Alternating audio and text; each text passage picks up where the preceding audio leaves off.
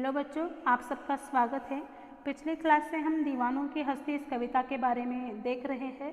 तो इस कविता के कवि हैं भगवती चरण वर्मा जी। जैसे कि हमने देखा कि इस कविता में कुल 6 पद है, उसमें से हमने 3 पद देखे हैं और आज हम आगे के 3 पदों के बारे में जानेंगे। तो पहले 3 पदों में हमने क्या देखा कि यह जो कविता है इसकी रचना स्वाधीनता के पूर्व समय में हुई है, यानी जब देश को आज़ादी नहीं थी उस समय इस कविता की रचना हो गई है। और इस कविता में कवि जो सेनानी हैं या देश के लिए जो लड़ने वाले लोग हैं उनको दीवाना शब्द की उपमा दी है। दीवाना यानी किसी चीज़ के पीछे पागल होना, और ये लोग देश की आज़ादी के लिए पागल हो गए थे। तो ये दीवाने क्या कहते हैं कि दीवाने कहते हैं कि हमारा अस्तित्व ही कुछ नहीं है, आज हम यहाँ हैं कल कहीं और चले जाएंगे, लेकिन जाते समय हम जहाँ भी जाएंगे वहाँ मस्ती का आलम तैयार करेंगे, यानी जो वहाँ का माहौल है बहुत ही सुंदर माहौल तैयार करेंगे। मतलब क्या है कि वे जहाँ जाएंगे जो उनमें जोश होता है वो जोश से दूसरों में जोश भरने का काम करेंगे। उसी के साथ इन दीवानों ने कहा है कि जब हम हमारे परिवार में आते हैं, अपनों के बीच आते हैं, तो एक उल्लास बनकर आते हैं, खुशी बनकर आते हैं, और जब जाने का समय आता है तो वही खुशी आंसू बनकर बहने लगती है। तब सब पूछते हैं कि तुम कैसे आए, कहाँ चले, लेकिन ये जो दीवाने होते हैं, सेनानी होते हैं, देश के नेता होते हैं, वे कहते हैं आप हमें ये मत पूछिए कि हम किस ओर चले, क्योंकि चलना ही हमारा काम है।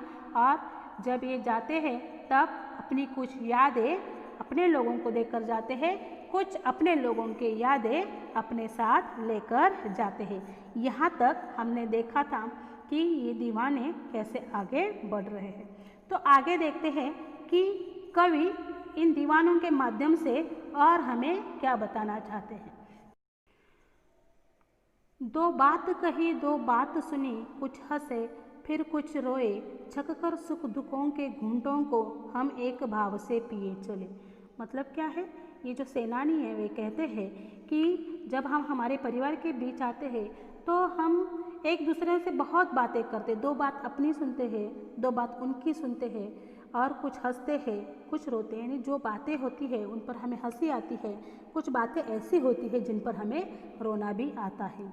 छक कर सुख दुखों के घूंटों को हम एक भाव से पिए चले। मतलब क्या है, छक कर मतलब जी भर कर। ये दीवाने कहते हैं कि जो भी सुख दुखों के घूंट होते हैं वे हम समान भाव से पीते हैं, यानी सुख और दुख को हम समान भाव से अपनाते हैं और आगे बढ़ते हैं। अपने लक्ष्य प्राप्ति के लिए हम आगे बढ़ते हैं। आगे देखते हैं और हमें कवि क्या बताना चाहते हैं। आगे देखो कि कवि इस दुनिया के बारे में क्या कहते हैं। हम भिखमंगों की दुनिया में स्वच्छंद लुटाकर प्यार चले, हम एक निशाने सी उर पर ले असफलता का भार चले। देखो कवि ने यहाँ दुनिया को भिखमंगा कहा है। क्यों कहा है? क्योंकि ये जो दुनिया है वह क्या करती है कि सिर्फ लेना जानती है, यानी स्वार्थी जो भावना है उतनी ही इन दुनिया के लोगों में है।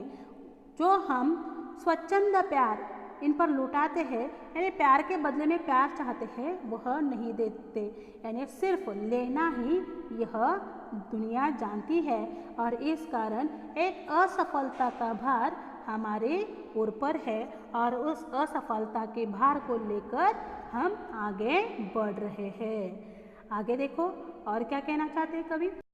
अब अपना और पराया क्या, आबाद रहे रुकने वाले, हम स्वयं बंधे थे और स्वयं हम अपने बंधन तोड़ चले।